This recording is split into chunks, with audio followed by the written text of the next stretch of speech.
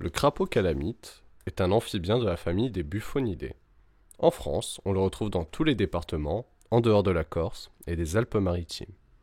Cet amphibien ne dépasse pas les 2450 mètres d'altitude en Europe et monte jusqu'à 1700 mètres dans les Alpes et dans les Pyrénées en France.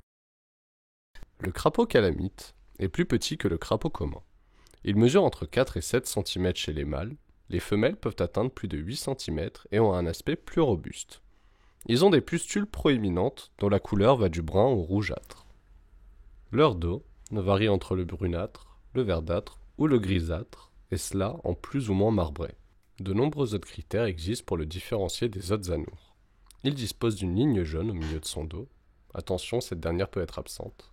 Ses glandes paratoïdes proéminentes sont parallèles et leur longueur est presque égale à leur largeur. Les iris de ses yeux sont jaunes et ses pupilles sont horizontales. Cette espèce côtoie principalement des milieux avec alternance d'inondations et de sécheresse. Il se réfugie la journée sous des pierres, dans des fissures ou dans des sols sablonneux ou argileux dans lesquels il creuse des trous. C'est une espèce pionnière. Il fait partie des premiers amphibiens à rejoindre les points d'eau pour se reproduire. Cette stratégie lui permet d'éviter la prédation. Le crapaud calamite se nourrit surtout de petits invertébrés. Il les chasse le plus souvent à l'affût. Il projette sa langue collante sur eux et les ramène à sa bouche. Ses principaux prédateurs sont les rapaces nocturnes, les chouettes et hiboux, les Natricidae, les couleuvres aquatiques françaises, et certains mammifères. Il y a de nombreuses menaces qui planent sur cette espèce, d'où sa protection. La plus grosse est l'assèchement ou le drainage de ses sites de reproduction.